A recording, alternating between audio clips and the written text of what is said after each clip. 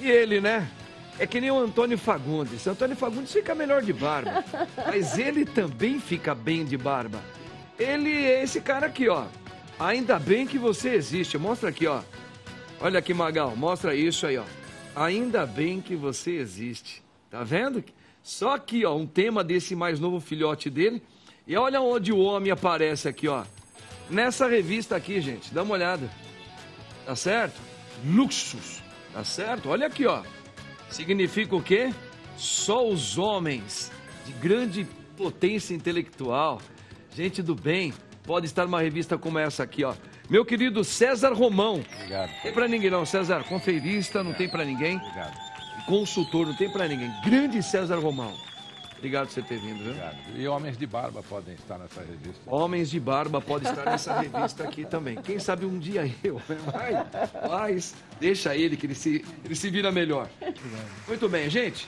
Vamos ver aqui o pensamento do dia hoje. Vamos aproveitar, tá? Dá uma olhadinha aqui, ó. Toda panela tem sua tampa. Acho que eu sou uma frigideira. Olha aí, ó. Gente... Aqui são termos figurados, né? Que diz que todo homem, toda mulher tem uma companhia. Mas precisa ver que tipo de companhia, né? Um parceiro, Eu acho que como amizade, acho que todos os homens precisam estar sempre se relacionando. Tem que ter alguém próximo, tem alguém que você se identifica com você como amizade. Agora, no campo mais afetivo, do amor, casal, nem todos têm a sua tampa. Isso aí é para o mundo aqui, da ciência, talvez, explicando, romance. Mas em Deus vocacionou alguns a não ter uma tampa. Por exemplo, existem algumas pessoas que não nasceram para casar, certo? Vão gostar, vai gostar da outra pessoa, vai amar, vai querer namorar, mas não para ter uma vida a dois. Estou falando no âmbito religioso. Mas eu quero ouvir aqui a opinião da mesa.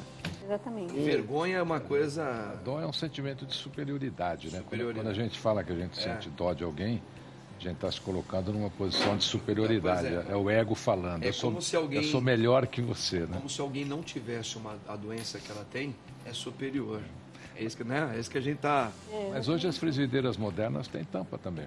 Algumas têm. A gente uma vez estava aqui... Existe esperança? Se fala muito, Marcos, em alma gêmea, né? Agora, imagina só, será mesmo que Deus teve esse trabalho todo, né, de ficar procurando alguém que serve para você, que vai ser a sua tampa?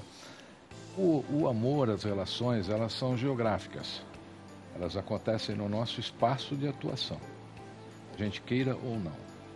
Quando ela acontece, o que é que precisa? Maturidade de relação. E maturidade humana é o que falta hoje. Por exemplo, essa juventude se separa muito, né? Eles estão totalmente sem tampa. O que falta? Maturidade. A maturidade humana, você entender que a relação não é só para passear, não é só para festejar, é uma relação humana, de humanização, aconteça o que acontecer. Verdade. Na saúde, na doença, na tristeza, na alegria e na tristeza. Agora, é aquele ponto que nós estávamos colocando aqui, até fora do ar aqui, nós não estávamos ainda ao vivo, que eu estava falando aqui dentro do âmbito religioso, né, que não tem nada a ver com o âmbito da filosofia, nem da ciência, nada disso.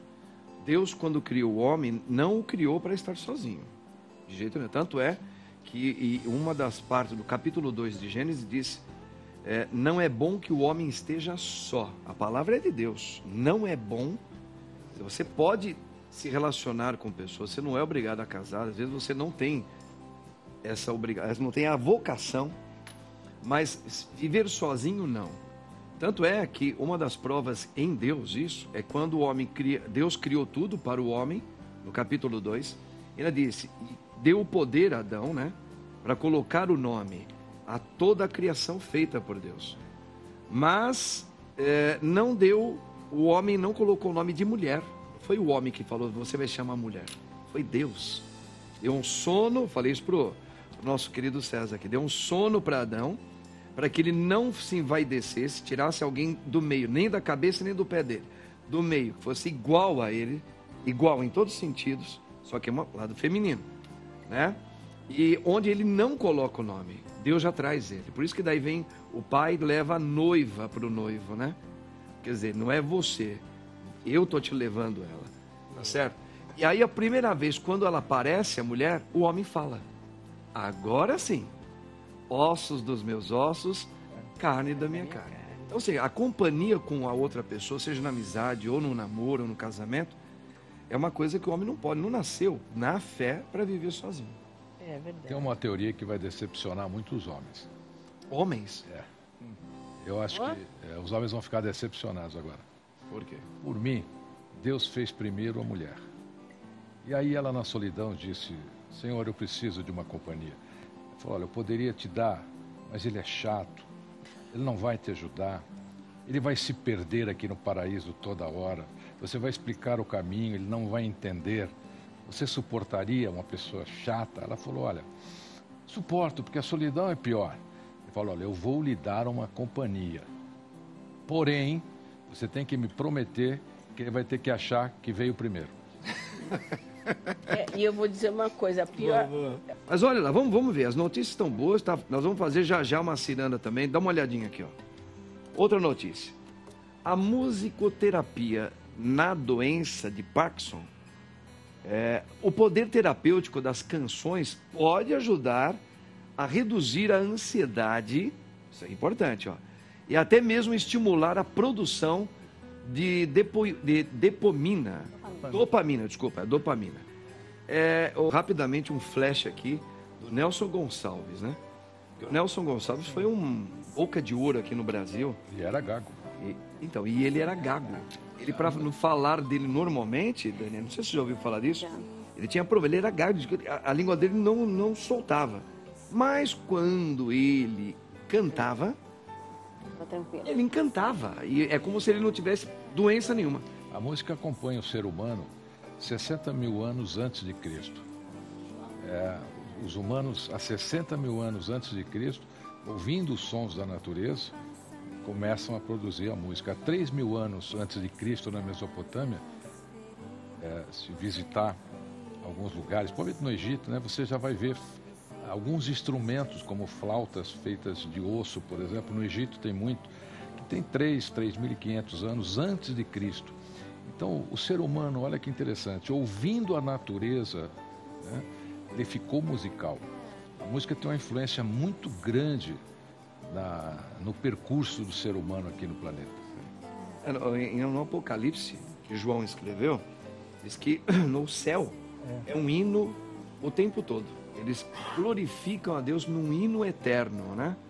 Glória a Deus no mais alto dos céus. E por isso que a gente canta muitas vezes o santo na missa, porque, Senhor, eu também quero usar a minha voz também para glorificar o teu nome. Então, eu acredito que Deus, quando criou tudo que ele criou, ele criou uma música. Vamos ver aqui, ó. Como podemos honrar um pai ou mãe abusivo ou abusiva? Como podemos honrar um pai ou uma mãe? Gente, isso aí é até um mandamento, né? Bíblico, honrar pai e mãe. Porém, no dia a dia é difícil, porque dependendo do pai e da mãe, Sorainha, é um porre, você tem que fazer uma luta muito grande. Sabe uma coisa, talvez o Romão queira falar, você também, Daniel, é que honrar na Bíblia significa, não é porque você admira por aquilo que ele está fazendo. Honrar significa que você o entende, sabe aonde está a essência e você o ajuda na oração. Ajuda também pedindo a Deus por ele. Então eu estou honrando meu pai, porque ele é meu pai, porque ele é uma pessoa que Deus colocou, mas ele tem mais esse propósito do que eu honrar porque ele é excelente. Não, ele não atua nesse momento excelente. Mas eu o honro porque eu sei quem ele é, o que foi perdido nele, e isso pode ser recuperado. Por isso eu oro e intercedo por ele. Isso é honrar o pai e a mãe. Na Bíblia. Ser pai e ser mãe é uma missão, né, que muitos não têm consciência dessa missão. Essa é uma grande realidade. Verdade. Então, o cidadão se torna pai, a mulher se torna mãe e não tem a mínima consciência do que é ser pai e ser mãe. Porque também muitos não têm referência, é justamente isso.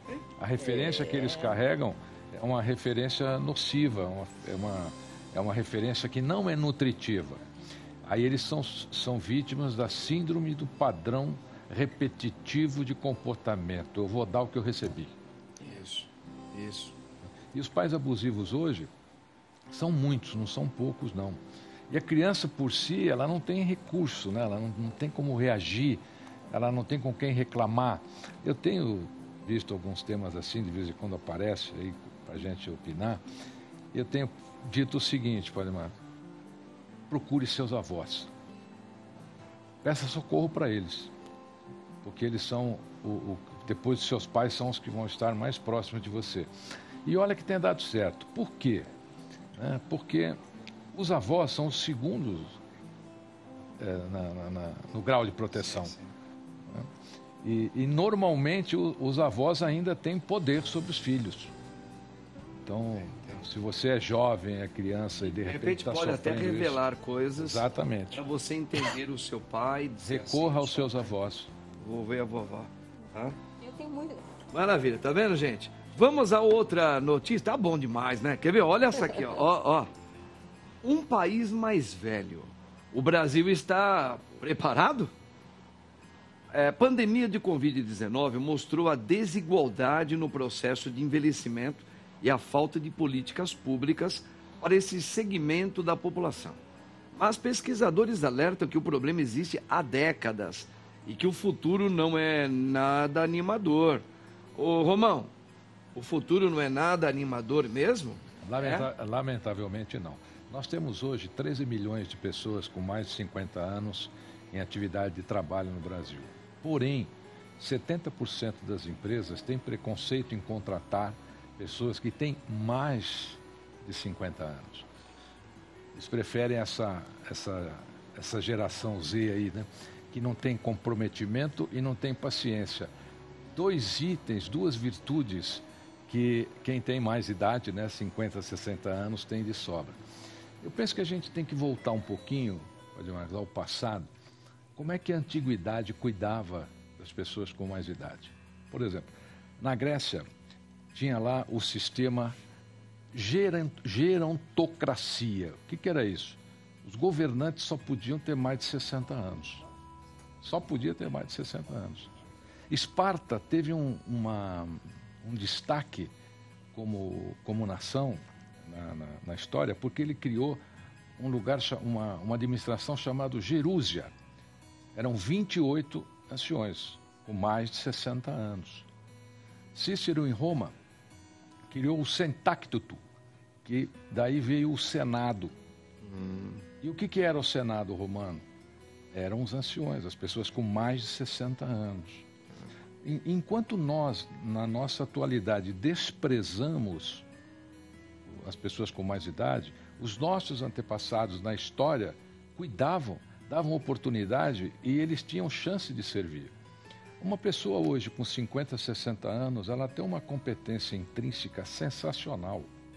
Ainda mais com toda essa tecnologia auxiliando, as coisas ficaram mais fáceis. Então, a pessoa não entrou naquela faixa de etarismo, né? Você vê que as pessoas acima de 50 anos estão em plena atividade. Quem assistiu o Ney Matogrosso aos 84, que o diga, né? Agora aí no seu mais recente show, quer dizer. E como ele tem... O Allianz Parque, né? Isso. Muita gente. As pessoas estão com a mente jovem. A nossa aparência, infelizmente, não tem muita coisa o que fazer, né? Mas a mente das pessoas está cada vez mais jovem. As pessoas com idade estão com mentes jovens. Nunca pessoas com idade conviveram tanto com os netos. Fizeram tantas atividades com os netos. Verdade. Tantas e tantas. Hoje, se você fizer programas kids aí, você vai ver que os avós estão melhores que os pais nas atividades. Então, eu penso que nós temos que refletir um pouquinho. Por exemplo, aqui no Brasil. Por que o Brasil não está preparado? O Brasil tem um conselho que respeita os idosos, que vai opinar na política de idoso? Não tem. Normalmente quem faz a política é alguém que acordou de manhã e resolveu fazer alguma coisa e inventa uma história qualquer. Nós precisamos valorizar essas pessoas, nós precisamos montar conselhos, cada município pode ter o seu. O cara que nasceu naquela cidade lá, que hoje está com 90 anos, olha que contribuição ele pode dar em experiência, porque a experiência de vida é que realmente tem valor na vida. A vida é uma experiência, você tem que aprender com quem vivenciou. E eu fico triste aqui no Brasil, porque o Brasil não está preparado em vários aspectos, em vários. Por exemplo... Mas nos países chamados mais desenvolvidos que o Brasil, você entende que estão se prepararam melhor do que o Brasil? Melhor, muito melhor. Suécia e tantos outros. Ali na Europa, quase no geral. Alguns países se prepararam muito mais. Os que ficaram muito turísticos, não deram conta ainda. Certo. Mas os países como Suécia, Suíça, se prepararam. Você não vê idoso na fila? Você vê idoso na fila? Aqui você vê idoso sofrendo para tomar um ônibus. Você vê idoso de pingente ainda, em ônibus. Você olha uma fila, tem lá. Você ainda tem que escrever na rua a vaga, tem que escrever que aquela vaga é para idoso. Sim. Para as pessoas poderem dar preferência e quando dão. O índice de desrespeito à condição de idoso no Brasil, principalmente São Paulo, que é uma grande metrópole, chega a 80%.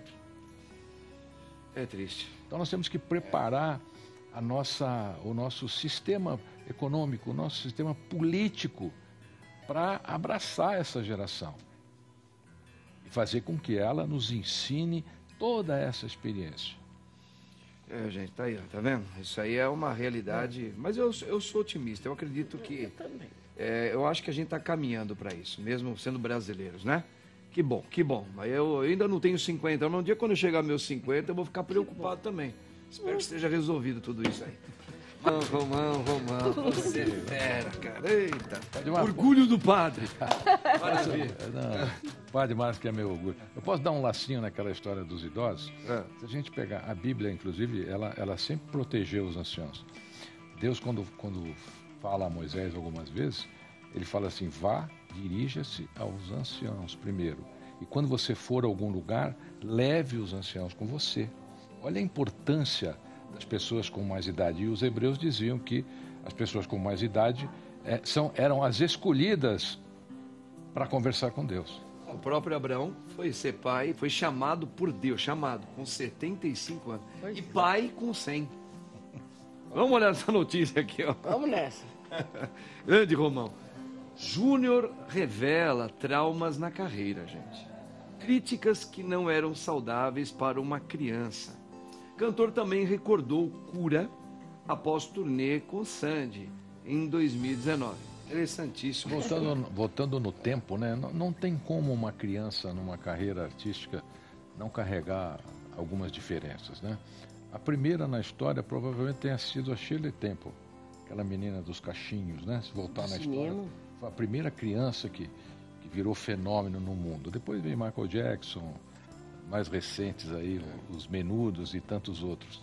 É muito difícil porque a criança ela não está preparada para aquele mundo de muita gente, de fama, de glória, de um universo que é etéreo e um dia acaba.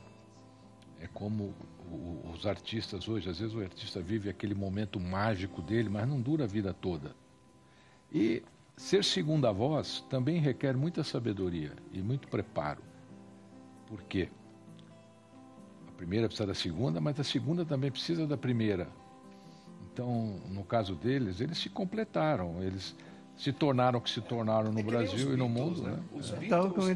Os Beatles foi algo parecido com isso, porque os Beatles, quando a gente fala Beatles, você lembrava de quem logo de cara? John Lennon e Paul McCartney. John Lennon, um poeta, Paul McCartney, um baita de um músico. O George Harrison, depois, já quase no final da época que os Beatles já estavam para se separar, ele mostra um talento como músico e letrista, que era uma coisa fora do comum. O Ringo Starr, ninguém nem lembrava o nome. O Ringo você achava que ele era apenas que nem ele aí, ó. Tô ali. E depois, quando eles se separaram, justamente foi onde começou a mostrar o talento de cada um. Quer dizer, sempre todo mundo junto, ainda mais quando é criança, né? A criança sente mais, mas os adultos também. E depois, George Harrison foi o que foi. E os fãs dos Beatles consideram o George o mais importante de todos. Depois. Pisciano, claro. Tá certo? Muito bem, gente. Vamos aqui, ó, mais outra notícia. Vamos dar uma olhadinha aqui. Olha aqui, ó. Em país que valoriza a velhice, idosos vivem com mais saúde. Pesquisas apontam menos depressão e risco de demência, além de recuperação física mais rápida. Mas eu tenho a impressão que a palavra ainda idoso, ela dói na pessoa, porque ela se tornou uma coisa, parece que negativa, uma coisa que é o fim. Mas nós fizemos isso, né? Hã? A A sociedade fez isso, né? Não, eu acho que é momento, a gente tem que falar, olha, ele está no momento tal. Quando é que ele vai morrer? Eu não sei, porque tem jovem que morre, e o cara que está vivendo aí 100 anos, olha, 100 e poucos anos. Nas minhas palestras, as únicas pessoas que não ficam com celular, prestam atenção, por exemplo, são as pessoas com mais de 55 anos, na média. Os jovens hoje estão nem aí. Então, existe um comprometimento das pessoas com mais idade que precisa ser aproveitado dentro da sociedade. Gente, olha só que legal, hein? Eu gosto muito desses assuntos, mas nós vamos ver aqui o resultado da nossa enquete de hoje, tá? Olha lá, vamos só lembrar aqui, ó. A música tem o poder de fazer você se sentir mais jovem? 88,5% diz que sim. Apenas 11,5% diz que não. Hein? Alguém aqui não tem o sentimento que fica mais jovem, se sente ouvindo música? Tem 60 Só tá mil morto, anos. quem morreu então? 60 mil anos antes de Cristo, já no nosso DNA. Tá no DNA. A música Alegra a chama, alma. né? Vem, neném, não é? Vem, neném, não é? Querido Romão, César, olha aqui, ó. Gosto demais de você, hein, cara. Obrigado, você querido. é Obrigado. fora de Obrigado, série, hein? Obrigado. Obrigado por você ter vindo. É recíproco. Você ficou muito bem de barba.